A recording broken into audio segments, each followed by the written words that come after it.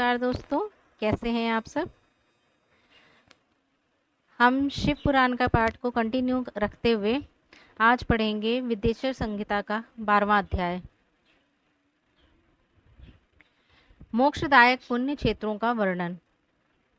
सूत जी बोले, हे विद्वान और बुद्धिमान महर्षियों, मैं मोक्ष देने वाले शिव क्षेत्रों का वर्णन कर रहा हूँ। पर्वत, वन और काननों सहित इस पृथ्वी का विस्तार 50 करोड़ योजन है। भगवान शिव की इच्छा से पृथ्वी ने सभी को धारण किया है। भगवान शिव ने भूतल पर विभिन्न स्थानों पर वहां के प्राणियों को मोक्ष देने के लिए शिव क्षेत्र का निर्माण किया है। कुछ क्षेत्रों को देवताओं और ऋषियों ने अपना निवास स्थान बनाया है, इसीलिए इसमें तीर्थत्व प्रकट हो गया है।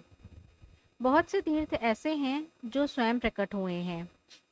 तीर्थ क्षेत्र में जाने पर मनुष्य को सदा स्नान, दान और जाप करना चाहिए, अन्यथा मनुष्य रोग, गरीबी तथा मूर्खता आदि दोषों का भागी हो जाता है। जो मनुष्य अपने देश में मृत्यु को प्राप्त होता है, वह इस पुण्य के फल से दोबारा मनुष्य योनि प्राप्त करता है, परंतु पापी मनुष्य दुर्गति को ही प्राप्त करता है। हे ब्राह्मणों, पुण्य क्षेत्र में किया गया पाप कर्म अधिक दृढ़ हो जाता है, अतः पुण्य क्षेत्र में निवास करते समय पाप कर्म से बचना चाहिए। सिंधु और सतलुज नदी के तट पर बहुत से पुण्य क्षेत्र हैं। सरस्वती नदी परम पवित्र और 60 मुख वाली है, अर्थात उसकी 60 धाराएं हैं। इन धाराओं के तट पर निवास करने से परम पद की प्राप्ति होती है। हिमालय से निकली हुई पुण्य सलिला गंगा 100 मुख वाली है। इसके तट पर काशी, प्रयाग आदि पुण्य क्षेत्र हैं। मकर राशि में सूर्य होने पर गंगा की तटभूमि अधिक प्रशस्त एवं पुण्यदायक हो जाती है। सोनभद्र नदी की 10 धाराएं हैं। बृहस्पति के मकर राशि में आने पर यह अत्यंत पवित्र तथा अभीष्ट फल देने वाली है। इस समय यहाँ स्नान और उपवास करने से विनायक पद की प्राप्ति होती है। पुण्य सलिला महानदी नर्मदा के 24 मुख्य हैं। इसमें स्नान करके तट पर निवास करने से मनुष्य को वैष्णव पद की प्राप्ति होती है। तमसा के 12 तथा रेवा के 10 मुख हैं। परम पुण्यमयी गोदावरी के 21 मुख हैं। यह ब्रह्म हत्या तथा गोवध पाप का नाश करने वाली एवं रुद्र लोक देने वाली हैं। कृष्ण वेणी नदी समस्त पापों का नाश करने वाली है। इसके 18 मुख हैं तथा यह विष्णु लोक प्रदान करने वाली है। तुंगभद्रा 10 मुखी है एवं ब्रह्म लोक देने वाली है। सुवर्ण मुखरों के 9 मुख हैं। ब्रह्मलोक से लौटे जीव इसी नदी के तट पर जन्म लेते हैं। सरस्वती नदी, पंपा सरोवर, कन्याकुमारी, अंतरीप तथा शुभकारक श्वेत नदी सभी पुण्य क्षेत्र हैं। इनके तट पर निवास करने से इंद्रलोक की प्राप्ति होती है। महानदी कावेरी परम पुण्यमयी है। इसके 27 मुख हैं। यह संपूर्ण अभीष्ट वस्तुओं को देने वाली है। इसके तट ब्रह्मा विष्णु का पद देने वाले हैं। कावेरी के जो तट शैव क्षेत्र के अंतर्गत हैं, वे अभीष्ट फल तथा शिवलोक प्रदान करने वाले हैं। नैमिषारण्य और बद्रिकाश्रम में सूर्य और बृहस्पति के मेष राशि में आने पर स्नान और पूजन करने से ब्रह्मलोक की प्राप्ति होती है। सिंह और कर्क राशि में सूर्य की संक्रांति होने पर सिंधु नदी में किया स्नान तथा केदार तीर्थ के जल का पान एवं स्नान ज्ञानदायक माना जाता है। बृहस्पति के सिंह राशि में स्थित होने पर भद्र मास में गोदावरी के जल में स्नान करने से शिवलोक की प्राप्ति होती है। ऐसा स्वयं भगवान शिव ने कहा था।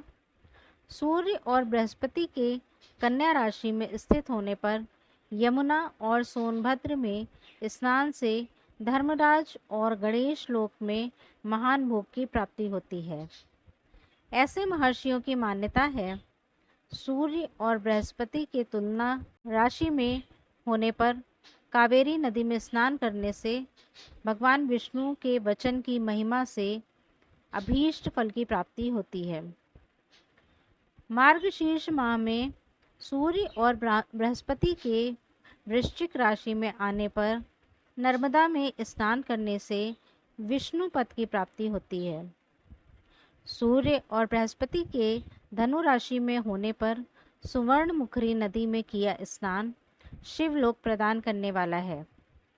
मकर राशि में सूर्य और बृहस्पति के माघ मास में होने पर गंगा जी में किया गया स्नान शिवलोक प्रदान करने वाला है। शिवलोक के पश्चात ब्रह्मा और विष्णु के स्थानों में सुख भोग कर अंत में मनुष्य को ज्ञान की प्राप्ति होती है। माघ मास में सूर्य के कुंभ राशि में होने पर फाल्गुन मास में गंगा तट पर किया श्राद्ध, पिंडदान अथवा तिलोदक दान पिता और नाना दोनों कुलों के पितरों की अनेक पीढ़ियों का उद्धार करने वाला है। गंगा व कावेरी नदी का आश्रय लेकर तीर्थवास करने से पाप का नाश हो जाता है। ताम्रपर्णी और वेगवती नदियाँ ब्रह्मलोक की प्राप्ति रूप फल देने वाली हैं। इनके तट पर स्वर्गदायक क्षेत्र हैं। इन नदियों के मध्य में बहुत से पुण्य क्षेत्र हैं। यहाँ निवास करने वाला मनुष्य अभीष्ट फल का भागी होता है। सदाचार, उत्तम वृत्ति तथा सद्भावना के साथ मन में दया भाव रखते हुए विद्वान पुरुष को तीर्थ में निवास करना चाहिए, अन्यथा उसे फल नहीं मिलता।